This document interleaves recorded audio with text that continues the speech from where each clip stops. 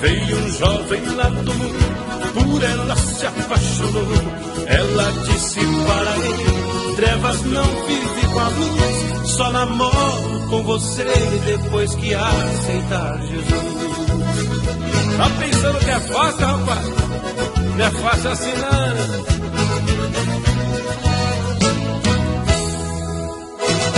Ele foi logo pra igreja e a mão já levantou. Correu pra falar com ela depois que a igreja orou. Ela disse: eu não sei, você aceitou bem rápido, só namoro pra valer depois que você for batizar. 4 meses na aula de batismo, aprendendo a palavra de Deus. E no primeiro batismo já pediu pra batizar. Depois que foi batizar, já falou em namorar. Ela disse que foi fácil, parecia um encanto. Só namoro se buscar o batismo com o Espírito Santo. Agora eu quero ver. Boca no pó, jejum e oração, meu irmão. Ele foi pra oração e clamava ao Senhor. O Senhor viu sua busca e assim o batizou. Ela agora é quem foi e depressa o procurou. Ele disse: agora não, vou buscar a direção, se é da vontade do Senhor.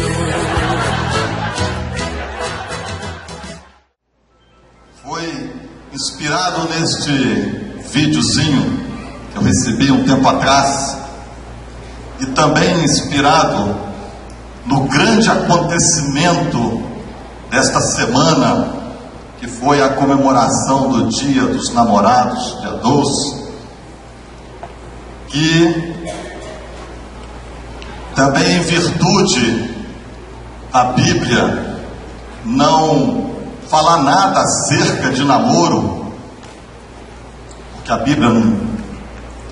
Bíblia não existe namoro, mas baseado numa definição do dicionário da língua portuguesa, que define namoro como o ato de namorar, e namorar é seduzir, é encantar, é cobiçar, é sentir amor, é apaixonar-se. Que ontem à noite, na reunião dos casados aqui, em comemoração a este Dia dos Namorados, eu trouxe uma palavra para eles, especificamente para aqueles que são casados. E na oportunidade ontem eu falei 5 coisas que Deus quer que os casados entendam acerca do namoro. A primeira coisa que eu falei é que o namoro leva a viver um casamento projetado por Deus para as nossas vidas, e não um relacionamento de passatempo. A segunda coisa, o namoro leva a viver um casamento vitalício, e não um relacionamento passageiro. A terceira coisa, o namoro leva a viver um casamento estabelecido por Deus para a plena intimidade do casal, e não um relacionamento leviano e imoral. Quarta coisa, o namoro leva a viver um casamento num ambiente de mutualidade conjugal, e não um relacionamento num ambiente de interesses próprios. E por fim, o namoro leva a viver um casamento em um ambiente de exclusividade conjugal, e não um relacionamento em um ambiente de rotatividade. E eu creio que foi uma bênção. E hoje, nesta noite, eu quero aproveitar esse badaladíssimo acontecimento para dar continuidade nesse assunto acerca de namoro. Mas hoje eu quero falar a paz, e quero falar a filhos solteiros. Gênesis 2, no capítulo 18, Deus diz assim lá: não é bom que o homem esteja só, far-lhe-ei uma auxiliadora que lhe seja idônea. E em Marcos 10, 7 a 9, Jesus, o nosso Senhor, diz: diz: por isso deixará o homem a seu pai e mãe, e unir-se-á à sua mulher, e com sua mulher serão os dois uma só carne, de modo que já não são mais dois, mas uma só carne. Deus criou homem e mulher com um objetivo. Criou homem e mulher para que, através da união dos dois, fosse formada a família. A família, portanto, foi um projeto de Deus. Nasceu no coração do Senhor. E este projeto que Deus estabeleceu, que é a família, será sempre a vontade dele para a vida de homens e mulheres. Será sempre. Isso será de forma imutável. Entretanto, nós temos visto com muito mais intensidade, talvez, nesses dias atuais, uma degradação da instituição família, através de uma desconstrução de valores e princípios que Deus estabeleceu nesse livro para os casais, para a família. E aí eu pergunto: o que o namoro tem a ver com a degradação da família? O que o namoro tem a ver com isso? Tem tudo a ver. Porque segundo a cultura deste mundo, o que é o namoro? O namoro é uma fase de conhecimento, uma fase inicial para que as pessoas possam se conhecer, entre um relacionamento de um homem e de uma mulher. Para quê? Para poder chegar a um casamento, para poder chegar à formação de uma família. Até tempos atrás, essa questão do namoro, de alguma forma, ele era mais bem vigiado pelos pais, um assunto que preocupava mais os pais. Eu lembro quando, conversando com uma tia minha, ela contando a experiência dela e dizendo que naquela época, quando ela conheceu o meu tio, que era o marido dela, que ele ia em casa para poder namorar com ela, mas era ela sentada no meio, a mãe de um lado, o pai do outro, batendo papo, ele na outra cadeirinha sentado, e não passava daquilo. A conversa tinha que ser quase que a quatro. E agora, irmãos, lamentavelmente, a gente consegue enxergar, lamentavelmente já é fato, que pais estão permitindo que os namorados vão em casa dormir em sua casa. E também já é fato que existem pais que estão comprando até cama de casal para colocar no quarto da filha ou do filho, para poder facilitar as coisas, para poder melhor atendê-los. Pais mais modernos. E aqui eu quero dizer apenas o seguinte: na minha casa tem uma cama de casal no quarto de uma filha minha, tá? Mas não é para isso não.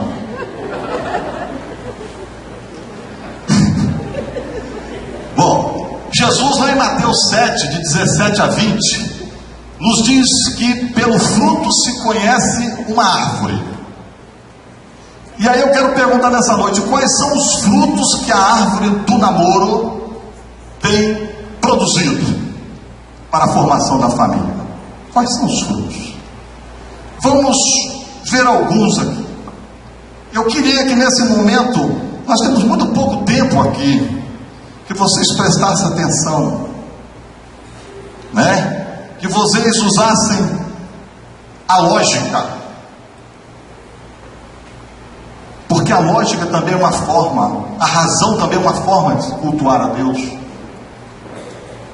Uma primeira coisa, o primeiro fruto é o relacionamento focado na certeza de um futuro casamento. É o primeiro fruto do namoro, Pessoas namoram porque têm certeza que vão casar. Você pergunta para a pessoa: por que você está namorando? Porque nós temos certeza que é isso que nós queremos, e apenas estamos aguardando as coisas, resolver o problema da situação financeira, estou acabando de estudar, formar meu curso, para então poder a gente se casar. Eu apenas quero dizer que com toda essa certeza é preciso ter muito cuidado, porque a certeza que você tem hoje pode não ser a mesma certeza de amanhã. A Bíblia diz lá em Jeremias 17, no versículo 9, que enganoso é o coração mais do que todas as coisas. Quem o conhecerá? Só Jesus que sabe. Um relacionamento de 1 ano, 2, 3, 4, 5, 6, pode ser lá na frente você venha ver que não é bem isso que você queria. Um outro fruto que o namoro produz são relacionamentos sem compromissos algum. Você pergunta para um dos dois: por que você está namorando? Não sei, estou namorando. Por que você está namorando? Ué, todo mundo namora, por que eu não posso namorar? Não é porque todo mundo namora que você tem que namorar. Por que você está namorando? Poxa, porque é gostoso, é bom, satisfaz os desejos da carne, né? Aquele agarro, que sexo, que coisa boa. Relacionamento sem compromisso algum.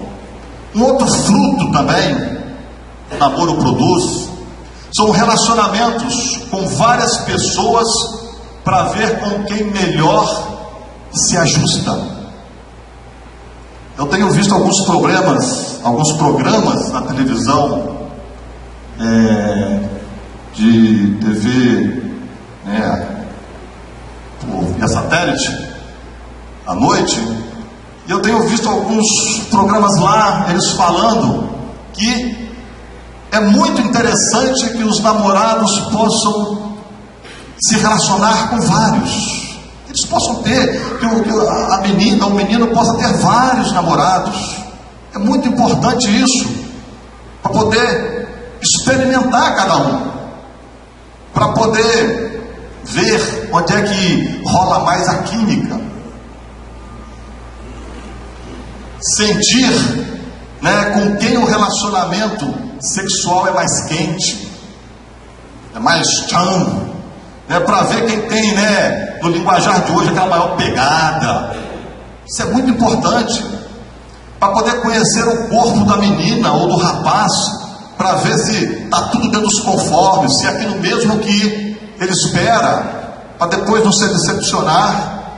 Então, irmãos, tudo isso eles falam lá, que é uma forma de solução para que as coisas venham a dar certo num possível casamento.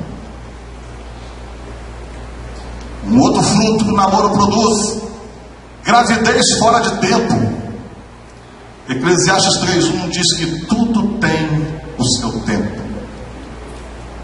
E a gente vê aí vários casos de jovens adolescentes sem condições emocionais e financeiras, para cuidar de filhos.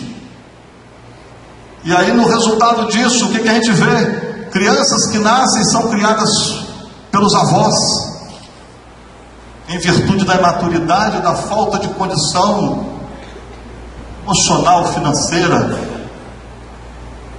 da rapaziada. As crianças nascem e são às vezes rejeitadas e abandonadas, e a frustração pela perda de uma fase inicial da adolescência e da juventude, em função das novas responsabilidades, sem falar na má formação dos filhos, pela falta da estabilidade familiar de seus pais. E é por isso que você vê tanta coisa aí, tantas pessoas, tantos jovens, tantos adolescentes com tantos problemas. Um outro fruto que o namoro produz: inúmeras separações e divórcios. Eu fiz uma pesquisa no último censo 2010, e lá diz que, de acordo com o censo de 2010, a taxa geral de divórcios registrada no país atingiu o maior nível nos últimos 26 anos. Isso em 2010. Foram 243.224 divórcios e 67.623 separações durante o ano de 2010. Segundo o IBGE, os divórcios em 2010, esse número expressivo, foram de casamentos que tiveram em média 16 anos de duração, sendo que desses casamentos, 40,9% deles foram de casamentos que duraram no máximo 10 anos. Segundo um especialista em direito, que eu estava lá lendo e pesquisando sobre isso, chamado Aldo de Medeiros Lima, ele diz que existem dois motivos que foram fundamentais para esse número de separações. Além de alguns outros, como a legislação que mudou a forma do divórcio, facilitou tudo, além dessas coisas, ele disse que uma são as transformações socioeconômicas da sociedade e das famílias. Ele diz lá, como a sociedade cada vez mais dinâmica, as relações dos casais estão menos atreladas à dependência econômica de um dos cônjuges, sendo isso o reflexo principalmente do novo posicionamento da mulher. A mulher começou a trabalhar. Antigamente a mulher era na dependência do marido. Hoje a mulher trabalha, hoje ela é independente, hoje ela ganha. E às vezes ela ganha mais do que o seu esposo. Mas cuidado, moça. Cuidado em achar que você, sendo independente, trabalhando e ganhando bem o seu dinheiro, você tem o direito de pensar, tem o direito de achar que você pode viver uma vida independente do seu esposo. Cuidado. É a crise do que isso é meu, isso é seu. No casamento não tem mais seu nem meu. O casamento tem nosso. Então abra o olho, porque se você está pensando dessa forma, quem estiver com você, abra o olho, porque já pode ser o início de um casamento fadado a ser destruído. E o triste, irmãos, é que, segundo esse especialista, ele diz que essa característica dos relacionamentos deve se acentuar ainda mais nos próximos anos. E ele diz lá, eu vejo uma tendência de que os casamentos sejam cada vez mais curtos e também um crescente número de relações sem a oficialização do casamento. Porque aí está tudo mais fácil.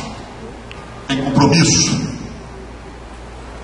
Irmãos, a palavra de Deus diz lá em Romanos 12, no versículo 1: não vos conformeis com este século, mas transformai-vos pela renovação da vossa mente, para que experimenteis qual seja a boa, agradável e perfeita vontade de Deus. O crente, se você é crente, se nós somos crentes, nós não podemos aceitar essas coisas. Jovem, você que está aí com um futuro imenso pela frente, cuidado. Cuidado. Será que vocês querem esses frutos do namoro para a vida de vocês? Será que vocês querem frutos como esses? Pois serão esses frutos que vocês vão colher. Serão esses frutos que vocês estarão pelo menos correndo o risco de colher, se vocês se conformarem com o que o mundo está te mostrando, com o que está acontecendo ao nosso redor. Não dá para escapulir da lei da semeadura. Colhe-se o que planta. Você vai colher o que você plantar hoje. Não tem jeito. Irmãos, a vontade de Deus para a nossa vida, a vontade de Deus para a vida de vocês, a Bíblia diz que é boa, agradável e perfeita. Deus tem o melhor para a nossa vida. Deus quer te fazer plenamente realizado em tudo, inclusive no seu casamento. Deus tem a melhor esposa. Ele tem. Ele vai te mostrar. Não é que Deus vai pegar uma menina que diz assim: ô fulano, essa daqui é sua. Não. Ele vai botar pessoas para você poder olhar, analisar, julgar, através de um conhecimento. Abra o olho, porque você pode estar desfrutando de momentos prazerosos agora, mas amanhã você poderá vir a chorar o resto da sua vida pela frustração de uma vida conjugal destruída e um vazio enorme dentro da sua vida. Pensa nisso. Pais, são esses frutos, pais, que vocês querem para a vida dos filhos de vocês? Pois são exatamente esses frutos que vocês estão agora semeando para eles. Quando vocês discordam do presbitério da igreja acerca desse ensino, quando você pega um livro como este, namoro é o começo de uma vida a dois. Quando você pega um livro como esse, escrito pelo homem que todo mundo conhece, que deu a vida por nós, e você chacoalha um livro desse, são esses frutos que vocês estarão semeando para o filho de vocês. Cuidado, porque pode ser que num dia não muito distante de hoje você venha chorar amargamente a desgraça e a infelicidade do filho de vocês. É esse amor que vocês têm por eles? Eu quero dizer para vocês que eu sou pai, eu tenho 3 filhas, e o mesmo que eu desejo para minhas filhas é o que eu desejo para as filhas de vocês. Mesma coisa. Recentemente eu fui procurado por um jovem querendo um relacionamento com uma filha minha. Eu sentei com ele, eu e minha esposa, sentamos os dois, conversamos, rezamos a cartilha. Porque eles estão se gostando, e isso é natural. É natural dos jovens. Um dia eu gostei, você que é casado um dia gostou, um dia se apaixonou, um dia ficou doido. Eles também têm o direito de ficar. Eles são pessoas vivas, dotadas de sentimentos que Deus mesmo dotou.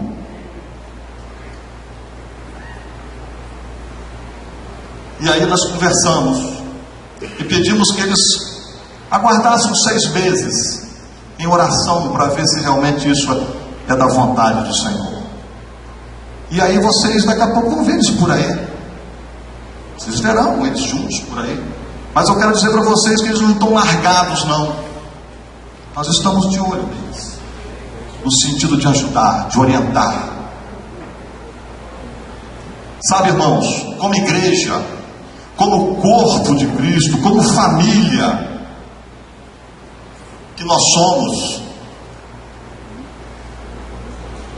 ao invés de ficar por aí com os falatórios, com as fofocas sobre o namoro da filha de um presbítero, orem por eles, orem por nós, para que nós tenhamos sabedoria para lidar com eles.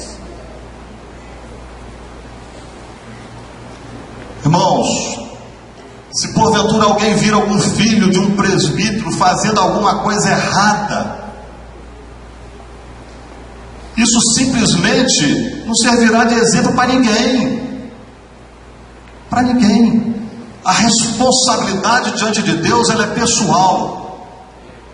Se amanhã você pegar um filho meu, um filho do Juninho, um filho do Terones fazendo o que for de errado, é problema deles. Não é porque eles estão fazendo a coisa errada que vocês também vão querer fazer errado. Não, eu vou fazer porque eles estão fazendo. Olha para Jesus, a Bíblia diz isso.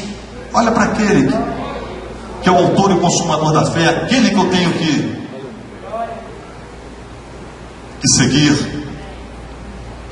Então, irmãos, parem com esse negócio de ficar olhando para filho de presbítero achando que eles são especiais, que eles têm que ser especiais. Nós somos iguaizinhos a vocês, com os mesmos problemas, as mesmas lutas. Carecemos da misericórdia, da graça de Deus para cuidar dos nossos filhos. Irmãos, nossos filhos crescem, eles atingem a maioridade, eles ficam adultos, eles começam a viver de acordo com tudo aquilo que eles adquiriram de conhecimento na escola, em casa, no dia a dia, na rua, e aí eles se tornam responsáveis pelos atos deles. E aí sim, a nossa obrigação, como os pais cristãos que somos, é o quê? Ensiná-los o caminho que eles devem andar. Porque fora deste caminho, a Bíblia diz em Romanos 6,23, que o salário do pecado é a morte. Fora desse caminho é pecado, e o salário do pecado é a morte. O crente verdadeiro, o verdadeiro filho de Deus, ele pode namorar? Aí é a pergunta que a juventude faz, que pais também fazem. Pode? Pode. Você pode namorar, você está livre para namorar. Deus te criou com liberdade. Deus lá no jardim do Éden deu toda a liberdade para Adão e Eva. Ele diz lá em Gênesis 2, os 16 e 17, diz assim: e o Senhor Deus lhe deu uma ordem: de toda a árvore do jardim comerás livremente, mas da árvore do conhecimento do bem e do mal não comerás, porque no dia em que der a comer, certamente morrerás. Irmãos, se Deus não quisesse que nós fôssemos livres para escolher, para decidir, Ele não teria colocado aquela árvore no meio do jardim. Aquela árvore era o limite aonde o homem poderia chegar. Paulo diz lá em 1 Coríntios 6,12: todas as coisas me são lícitas, porém nem todas me convêm. Então, irmão, é lícito você namorar. Você pode, você é livre, mas não convém. Você pode namorar, sim. Entretanto, eu digo a você que você não deve namorar. Agora, quais são as razões pelas quais eu não devo namorar? Por que eu não devo namorar? Você não deve namorar, sabe por quê? Porque o namoro é uma porta que se abre para a troca de carícias e intimidades que são próprias de quem desfrutará no casamento. São próprias para serem desfrutadas dentro do casamento. Pensa, vamos pensar um pouquinho em algumas coisas aqui. Pensa só, moçada. Eu pergunto aqui, tem muito jovem ali, tem alguns aqui no meio. Eu pergunto a qualquer um de vocês aí que estão aí: você já deu um beijo na boca do rapaz que está do lado de cá? Ou que está aqui, ou que está na sua frente? Você já deu? Não? Mas por que não? Por que você não deu ainda? Porque vocês ainda não se permitiram namorar entre si. Por isso. Porque, como diz na linguagem moderna, né, a química não rolou. A química não rolou. Então, traduzindo essa química, né, porque vocês ainda não sentiram tesão pelo outro, paixão. É assim ou não é? Você olha para o carinha: eu, hein, cruz, quer saber desse cara nada? Só por isso. Porque na hora que a coisa mudar, a porta se abre. Aí, agora, a química rolou, o tempo passou, e você olhou para ele, rapaz, eu nunca pensei nisso, mas bichinho é bonitinho, é fofinho, é mais do que um docinho de coco. Nossa, estou até arrepiada, só quando eu passo na beira dele. Aí ele olha para a boquinha dela, né? Que boquinha, que batonzinho. Principalmente se ele for da Ameriquina, é um batonzinho de primeira qualidade, né? Que batonzinho, que aroma. Ela conversa comigo, que cheirinho. Sabe, irmãos, aqui na igreja, no ambiente da igreja, não acontece isso não. Eu tenho certeza que não acontece. Mas lá fora é normal. Volta e meia se masturbarem pensando na fofinha, no fofão. Ficam tão doidos que vão para casa e vão se metendo, se enrolando nos problemas. Agora sim, os dois estão preparados, já viram que estão gostando, né? E aí eles resolvem namorar, estão prontos para se lançar nos braços um do outro.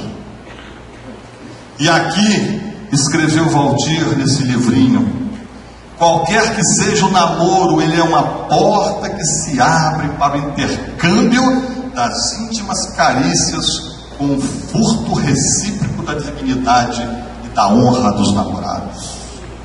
Qualquer que seja o chamado namoro. Quando isso acontece, quando essa porta se abre, o tão esperado beijo na boca acontece. E aí eu pergunto, o que você sente naqueles segundos, naqueles minutos, se for logo no começo do namoro, naquelas horas, né, de esfregação de uma língua na outra, né, com aquele saborzinho de menta, da bala, do batom, seja lá o que for, né, o que você sente? Nada? Nada? Eu não vou dizer o que o irmão Valdir dizia,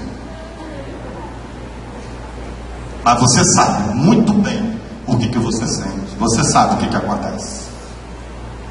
Irmãos, um beijo na boca é o início de uma preparação para o sexo. Quando alguém abraça, né, seu namorado, se encosta, se enrosca, senta na perninha, toda a sua estrutura física e emocional entra num estado efervescente, de excitação tal, que isso só vai saciar com uma relação. E às vezes nesse ponto, quando chega a esse ponto, muitos cometem o ato, porque é um momento de irracionalidade. E aí vem a crise: o que eu fiz? Meu Deus, agora você já fez. Agora é aguardar as consequências do ato que irão acontecer. 20 segundos de prazer arrasador e a possibilidade de uma vida inteira de problema. E mesmo que a relação sexual não acontece, porque tem muita gente que está aí namorando, se esfregando, se ralando, mas não chega lá, vão para casa com as suas frustrações e consciência pesada, consciência de culpa, por estarem agindo de forma inconveniente, principalmente se forem servos de Deus, se forem crentes, que a consciência, o Espírito de Deus mostra, revela, incomoda. E aí eu pergunto, como fica o seu relacionamento com Deus? Com uma consciência pesada numa situação dessa, você consegue ler a Bíblia, você consegue orar, você consegue buscar Deus? O diabo te massacra, acusando os seus ouvidos. Irmãos, os livros cristãos, quase na sua totalidade, estão aí ensinando os crentes a namorarem, com base no chamado de namoro cristão. Esse namoro cristão é a pessoa ser controlada, é não deixar que ela vá além dos seus limites. Esse é o namoro cristão. Só que não vai te livrar da desonra moral. Imagina uma coisa aqui comigo, rapaziada. Imagina você um dia no altar casando, e alguém, aquele outro que você já passou na mão dele, lá sentado olhando para sua cara, olhando para você, olhando para o seu marido ou para sua esposa, e lá pensando, se não falando para outros tudo que já fez com você. Que situação. Imagina a sua consciência cristã perante o seu cônjuge,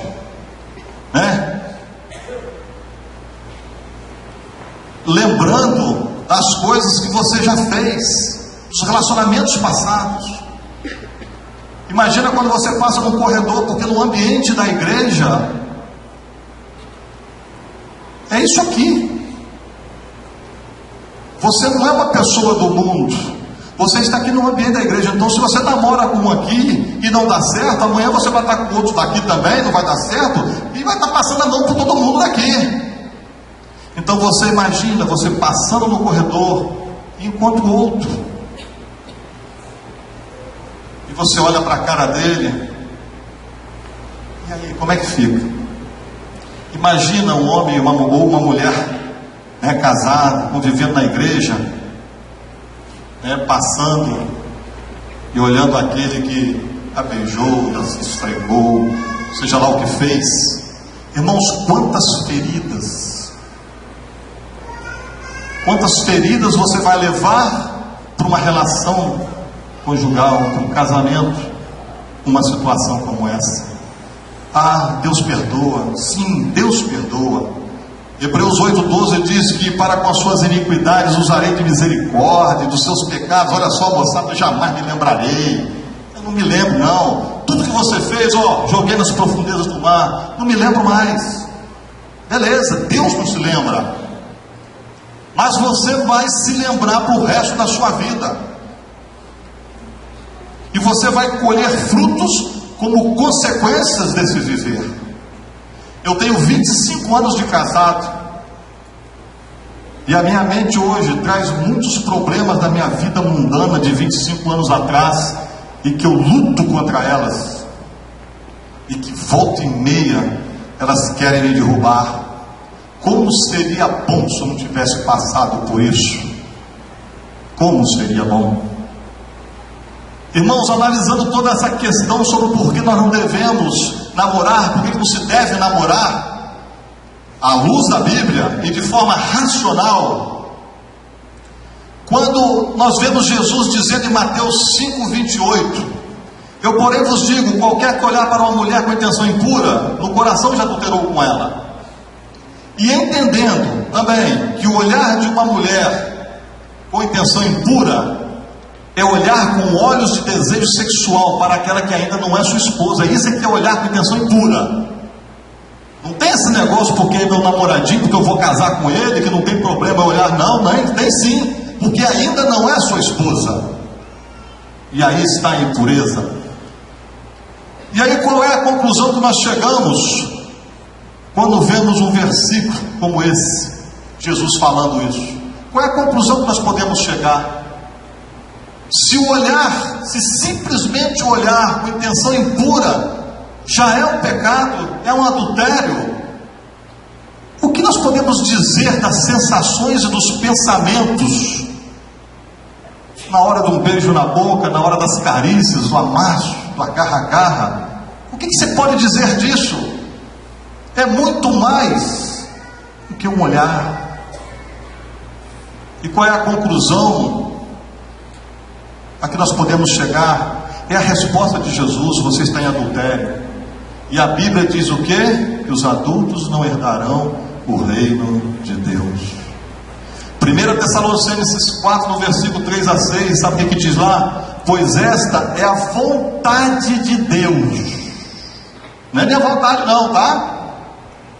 É a vontade de Deus, a vossa santificação, que vos abstenhais da prostituição, que cada um de vós saiba possuir o próprio corpo em santificação e honra, não com desejo de lascívia, como os gentios que não conhecem a Deus, e que nessa matéria ninguém ofenda nem defraude a seu irmão, porque o Senhor, contra todas essas coisas, como antes nos avisamos e testificamos claramente, é o vingador.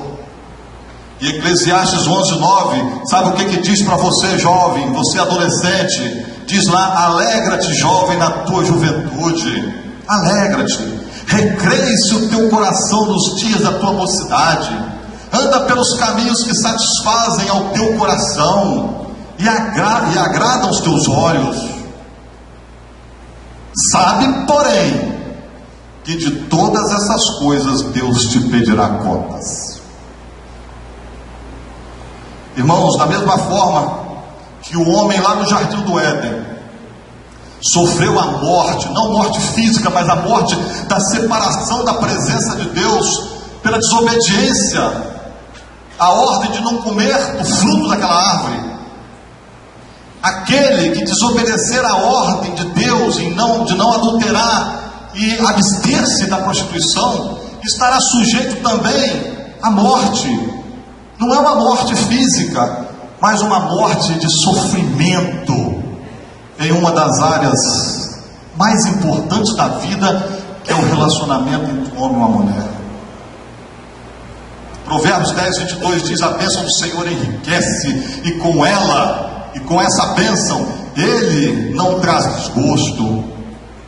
Outra versão diz: a bênção do Senhor enriquece, e Ele não a faz seguir de dor alguma. Irmãos, isso significa o quê? Que sem as bênçãos de Deus, o desgosto e a dor se fazem presentes.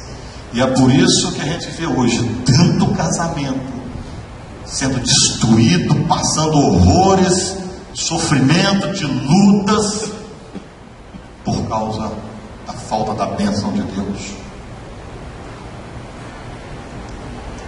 E aí você me pergunta: se não devo namorar, tudo bem. Se eu não devo namorar, como é então que eu vou conhecer a pessoa com quem eu quero me casar? Como que eu vou conhecer? Porque para conhecer, eu tenho que namorar. Parte desse princípio.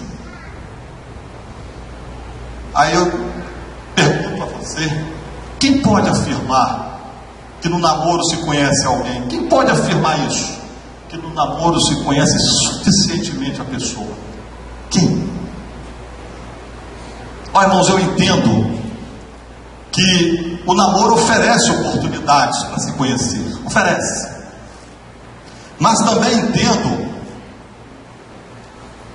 que o namoro, com muito maior intensidade, ele tem um poder de criar um ambiente artificial para se avaliar o caráter do outro. O poder é muito maior. Você sabe por quê? Porque no namoro geralmente se amplifica as qualidades e se minimiza os defeitos. E aqui está o perigo.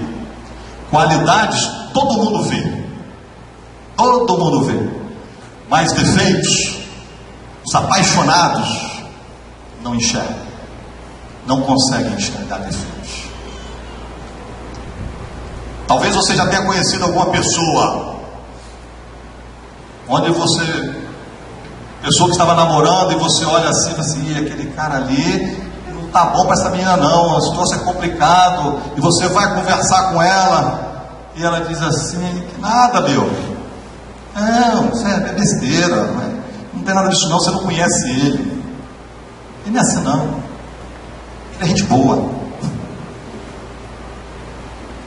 Irmãos, a maneira do namorado se comportar perante uma namorada pode não ser próprio dela, e vice-versa. Pode não ser próprio. Você pode rir à vontade. Vocês podem rir à vontade. Só espero que Deus tenha misericórdia.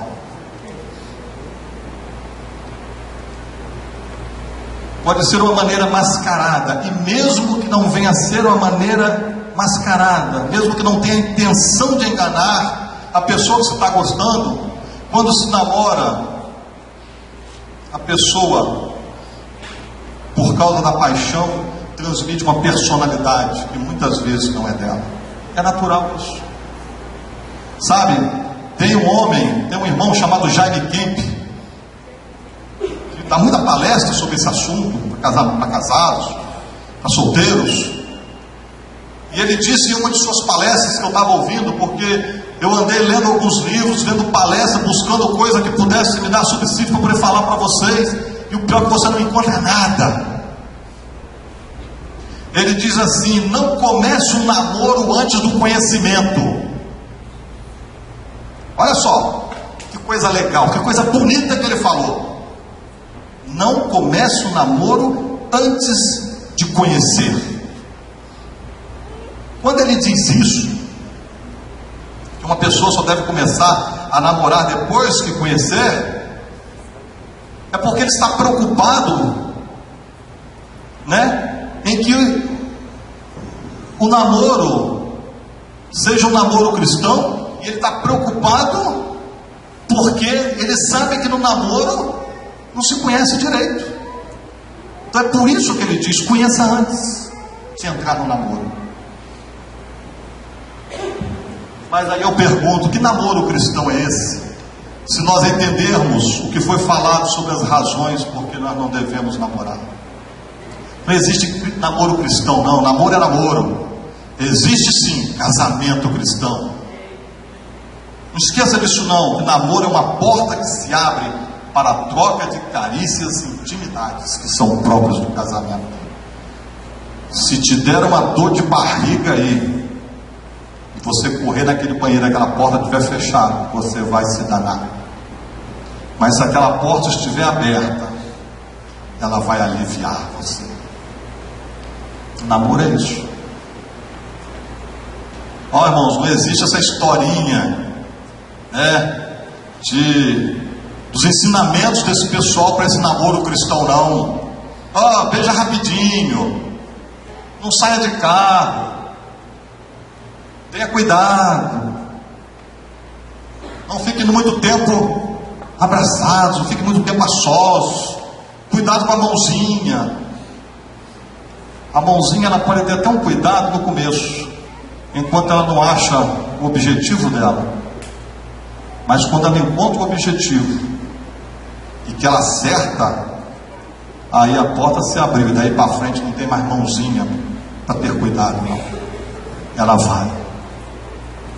Não vai para a casa do outro quando não estiver ninguém em casa.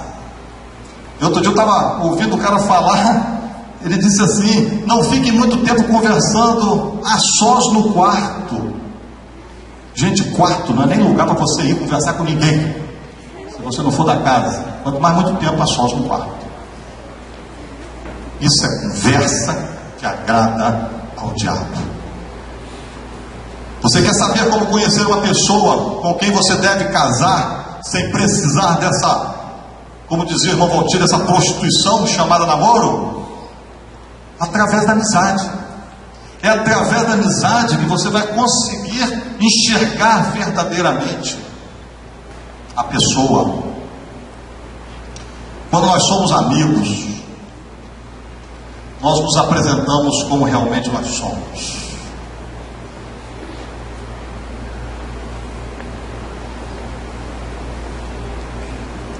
Como vocês não se tocam e gostam de conversar, né? Não sei por que vocês estão aqui.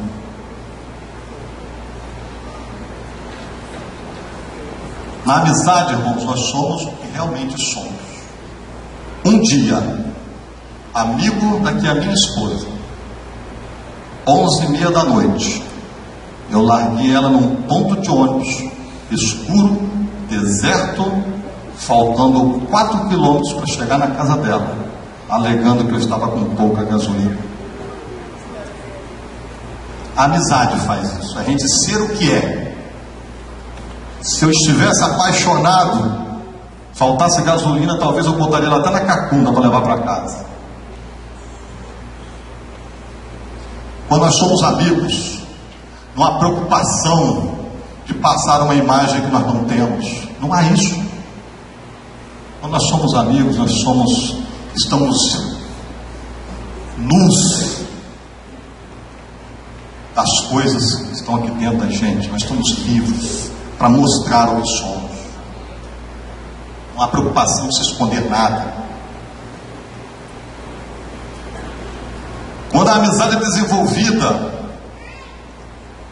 nós conhecemos a pessoa na intimidade dela, no caráter, e não nas intimidades físicas.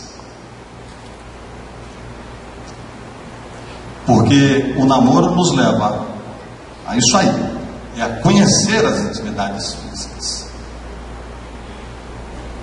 Sabem, saiu aqui, sexta-feira, no G1, casal de Macatuba passa 2 anos sem se beijar antes do casamento. É a história de um casal, ela desfiada da igreja evangélica, ele um católico, e namoravam já há um tempo, onde esse namoro era esse namoro que estava aí. Eles só não tinham transado ainda, mas faziam de tudo que era permitido. E aí, depois de um bom tempo, ela parece que caiu na real das coisas que estavam acontecendo, e ela virou para ele e disse assim: basta, eu vou voltar para a igreja. E ela disse depois aqui que ela orou a Deus e disse o seguinte: Senhor, se for esse cara, o Senhor vai ter que converter o coração dele, mas eu não quero mais esse relacionamento. Daqui para frente será sem beijo, sem nada, até o dia do casamento. E eles contam aqui o sufoco que eles passaram.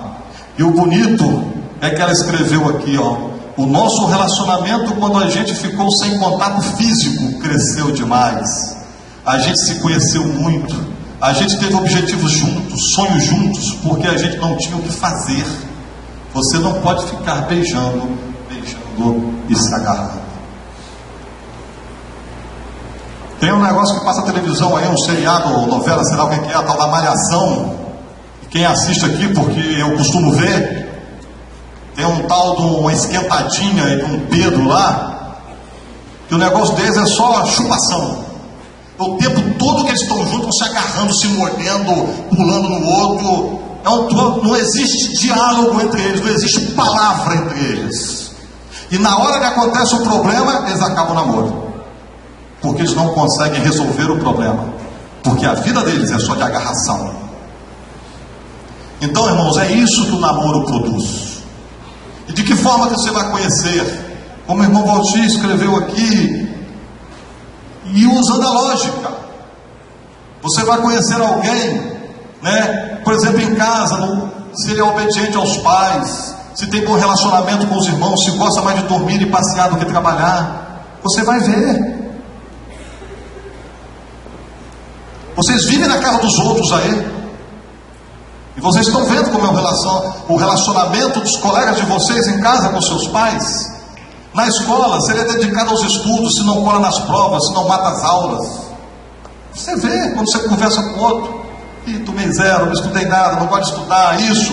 O que você quer para a sua vida? Você quer um malandro desse, que vai casar com você e fazer você viver debaixo da ponte, passando dificuldade? No trabalho, se ele é responsável, se desempenha suas atividades com interesse, se é bom colega, tudo isso na base da amizade você está vendo. Conhecer alguém não precisa estar enroscando boca na boca, língua com língua, não. Isso não conhece ninguém, não. Isso apenas satisfaz desejo. No ambiente da igreja, se ele participa atentamente das reuniões, ou se fica aí conversando, se ele tem espírito de obediência à liderança da igreja, se ele lê a Bíblia, pergunta aí para quem você está gostando, quem você está querendo aí, está namorando. Você lê Bíblia? Você ora? Pergunta. Ouça a resposta dele. Irmãos, a Bíblia diz que é pelo fruto que se conhece a árvore. No viver do dia a dia, se ele é honesto, se paga o que compra, você é um caloteiro, daqui a pouco você vai se enroscar todinho com ele ou com ela. Se gasta mais do que compra, olha para a bichinha, vai na casa dela, tem 50 pares de sapato, tem não sei quantos vestidos, e vai embora. Você vai ter bala na agulha para aguentar um negócio desse? Ser educado com as pessoas, se respeita os mais velhos. Irmãos, no processo de conhecimento da pessoa com quem a gente pretende se casar, lembre-se de uma coisa, lembre-se também que Deus, Ele não proíbe, mas Ele não aconselha o casamento misto, Ele é contra. Amós 3,3 diz: andarão os dois juntos se não houver acordo entre eles. 2 Coríntios 6,14 diz assim: não vos ponhais em julgo desigual com os incrédulos. Que união há do crente com o incrédulo? Olha, irmãos, eu não estou falando aqui de aspecto social, não, se é preto, se é branco, se é culto ou inculto, não estou falando nada disso, não. Eu estou falando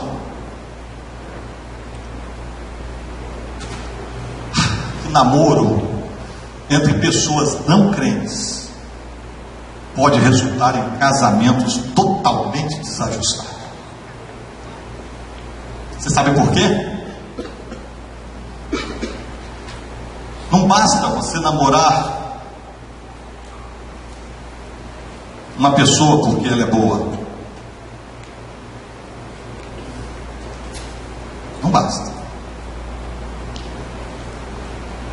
Tem que ser lavada pelo sangue do Cordeiro, tem que ser redimida, tem que ser nascida de novo, tem que viver com princípios da palavra de Deus, tem que ter a Bíblia como sua regra de fé e prática, de conduta.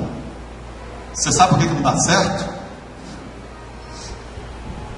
Eu pergunto a você: o incrédulo tem compromisso com a palavra de Deus? Não. O incrédulo está preocupado com a santificação da vida dele? Não. Eu espero pelo menos que você que diz que é crente esteja.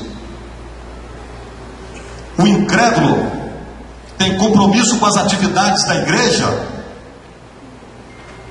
Não. Qual é o problema do incrédulo no final de semana? Chega no sábado, ele quer ir para o baile. E aí você, como uma crente, serva de Deus, você diz assim: isso não é lugar para mim. Chega no domingo, ele quer ir para o cinema, ou então quer ir para a missa. E você, crente no Senhor Jesus, e não é ir para lá que você quer ir. Nasce uma criança, nasce o seu filho, e aí vira um e diz assim: vou levar para o padre batizar. E você diz: não, o que é isso? Eu vou levar para apresentar a igreja. Chega o carnaval, um diz assim: vou para o retiro espiritual. E o outro fala assim: não, eu vou para o sambódromo. Será que vai dar certo essa relação? Pensa, não precisa de um anjo descer aqui para te falar isso, não precisa de uma emoção para você chorar 2 horas aqui e entender que isso não vai dar certo. Irmãos, os casamentos sempre estão mais certo quando os dois vivem debaixo de mesmos princípios. Mesmo dentro de um ambiente da igreja, é preciso verificar se a pessoa produz frutos de ser verdadeiro crente, frutos que evidenciam que ele tem uma vida transformada. Porque todos que estão no ambiente da igreja pode não ser igreja. Nem todos que estão no seio da igreja são vasos de honra. Nem todos. Tem muita gente aqui dentro com cara e com capa de ovelha, mas lá dentro é um lobo. Não basta estar na igreja, é preciso ser igreja. E aí, irmão, se durante essa amizade desenvolvida, depois de todo esse conhecimento que você viu, E aí você olhou assim, puxa vida, aquele cara tem tantas qualidades. Foi o que eu vi na minha mulher. Convivi 2 anos ou 2 anos e meio no meio da igreja, olhando. E nem olhando, porque na época eu estava, acho que tão no espírito, depois da minha conversão, eu não estava muito preocupado com o casamento, não. Eu sabia que um dia eu ia casar. Eu estava no meio da turma toda, amizade com todo mundo, mas tinha uma coisa que eu observava na minha mulher e aquilo alegrava o meu coração. Eu falei, puxa vida, que mulher!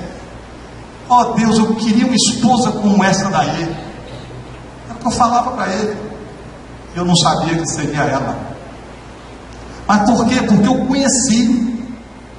O dia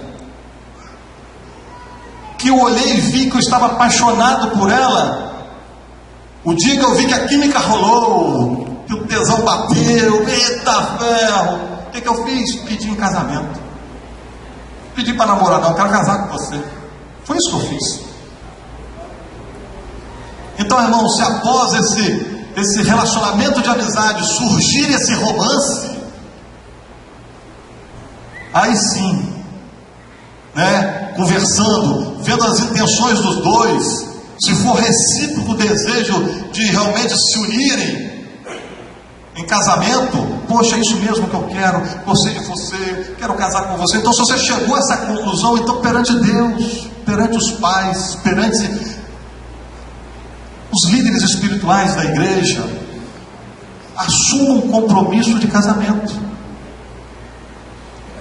Esse compromisso de casamento, o ideal seria que fosse, como tem hoje aí, mediante o noivado, e no tempo mais rápido possível para se acertarem as coisas para o casamento, porque a Bíblia diz que é melhor casar do que viver abrasado.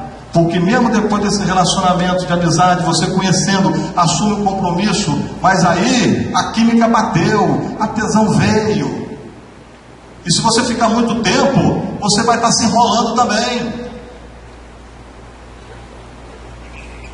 Então, irmãos, uma vez firmado esse compromisso, você tendo essa certeza, aí você tem que correr atrás, ajeitar as coisas para casar. Foi o que eu fiz. Pedi em casamento, mas eu já tinha meu quarto da minha casa em Jardim da Penha, com todos os eletrodomésticos e eletrônicos que eu queria ter para a minha casa. Os 2 anos sem ninguém, mas eu ia comprando, não estava jogando dinheiro fora, comprando tênisinho, isso, gastando com porquinho, PPP, só jogando dinheiro no lixo. Não, eu estava comprando, porque eu falei, o dia que Deus me der a minha esposa, eu caso. E a única coisa que eu fiz foi esperar, acho que quase 1 ano, porque eu estava esperando o meu apartamento que eu tinha comprado também. E ele estava em construção. Foi o tempo de sair o apartamento e a gente firmar nosso casamento. É assim que está no coração de Deus. É isso que Deus quer para você. É um relacionamento como esse que vai te levar a 25 anos de casado, a 49 anos de casado, como ontem ali, o pai ou a mãe, eu faço uma confusão, acho que é a mãe da Nice, né? Tem com o esposo dela 49 anos de casado. É um relacionamento baseado nisso que vai levar a uma situação dessa. E não um viver de 16 anos no máximo, como estão aí as pesquisas, ou então uma vida enorme pela frente, cheia de problema. É por isso, irmãos, que a gente fala. E aí você pergunta, por que tanta prudência? Né? Pela simples razão de que uma vez despertado o impulso sexual, ele é forte. E uma vez despertado, quem é que vai controlar? E aqui você pode aplicar aquele versículo de Provérbios 17:14, que diz, como o abrir da represa, assim é o começo da contenda, desiste, pois, antes que haja rixas. Você abriu uma represa, a água vem e vai levando tudo. Você começou uma contenda, procura parar, estancar a contenda, porque depois vai dar problema sério. Começou um relacionamento com um, olha o que você vai fazer, estanca o que está de errado, porque senão vai dar caminhos de morte. E aí eu quero concluir, fechar a minha palavra, dizendo, irmãos, que esse assunto é muito sério. Eu pensei muito para trazer isso aqui, porque esse aqui é assunto que o diabo se opõe, e o pior ainda é que famílias chamadas cristãs também se opõem. Sabe, a amizade entre vocês pode ser o início da construção de uma família. E esse início dessa construção familiar pode estar começando hoje aqui, sem você nem ter amizade ainda com a pessoa. Tem alguém aí que você nem é amigo dele, mas pode alguém estar olhando para você. E em um determinado momento você poderá também olhar para ele, desenvolver uma amizade, e lá na frente, eu não sei se foi o Edson, alguém uma vez me disse, eu estava ministrando uma palavra para os jovens no retiro, e eu falei, ó, a sua esposa pode estar exatamente ao seu lado. E um dia a pessoa me disse assim, Júlio, aquele dia eu ri, mas hoje é exatamente ela com quem eu me casei. Sabe, rapaziada, Deus te criou com sentimento. Esse fogo que você tem, foi Deus quem te deu. E glória a Deus porque te deu. Deus sabe do que a gente precisa. Deus colocou essa libido em nós. Ele poderia não ter colocado. Entretanto, a palavra dele diz que tudo tem o seu tempo determinado.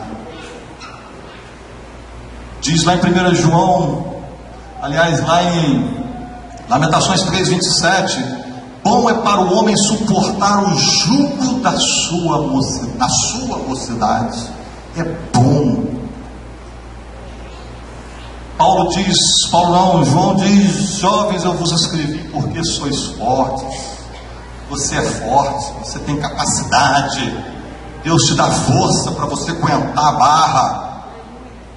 Imagina como será gostoso o dia da sua lua de mel. Imagina como será sem graça a sua lua de mel, depois de tudo que você já fez antes. E é por isso que logo depois que se casa, pouco tempo depois, acaba a alegria. A formação da família por Deus, em Gênesis 2:24, ela tem uma ordem, e o diabo está invertendo essa ordem. Lá em Gênesis 2:24, qual é a ordem? Primeiro, Deus diz, deixa pai e mãe. Segundo, ele diz, une-se a sua mulher. Terceiro, ele diz, os dois se tornam uma só carne. E aqui vem um relacionamento sexual dentro de um contexto seguro do casamento. E quarto, ele diz, os dois estavam nus e não se envergonharam. E o diabo vem e está fazendo o quê? Invertendo. Primeiro, os dois ficam nus. Segundo, se tornam uma só carne. Terceiro, se der certo, se unem. E quarto, vão morar com os pais. Eclesiastes 9:8 diz, em todo tempo sejam alvas as tuas vestes, santidade, e jamais falte o óleo sobre a tua cabeça, unção. Aí sim, dentro da legitimidade do casamento, é possível santidade com unção e orgasmo. Aí você está livre. Eclesiastes 9:9, goza a vida com a mulher que amas todos os dias da tua vida fugaz, da sua vida passageira, os quais Deus deu debaixo do céu. Nós ouvimos esse videozinho no início da reunião, essa peça. Eu espero que vocês tenham entendido o que é uma vida transformada, o que é um homem debaixo da unção de Deus, Enquanto ele não tinha, ele queria a todo custo namorar com aquela menina. Mas na hora que o Espírito Santo de Deus penetrou no coração dele, produziu mudança no coração dele, ela olhou, achou interessante, agora eu quero. Quando ela corre, ele diz: não, agora eu quero ver qual é a vontade de Deus. Que o Senhor abençoe a igreja, que o Senhor abençoe vocês, que essa palavra possa ter caído em terra fértil. Eu louvo a Deus pela igreja, louvo a Deus porque estamos aqui com os corações abertos para trazer para vocês uma sã doutrina, não um legalismo. Quando a Bíblia diz lá que os adúlteros não herdarão o reino de Deus, eu não entro nem na questão disso, porque eu não entendo. Eu não entendo. No sentido de que namoro e adultério está fazendo isso, fazendo aquilo outro, está em adultério. Depois casa, vai viver sua vida. A gente vê casais bem estabilizados, depois de toda essa desgraça, mas estão aí, funcionando bem. Deus perdoa. Então eu não entendo isso. Mas o que eu quero dizer é uma coisa: Deus tem uma vontade, e Ele diz lá, a vontade dele é que você não se prostitua. A vontade dele é: não adulterarás. E uma coisa é certa: aqueles que são fiéis a Deus, Deus abençoa. Os que não são, perdem a bênção de Deus. E é por isso que talvez você tenha vivido momentos de muitas dores, porque não tem sido fiel para com o seu Deus. Amém?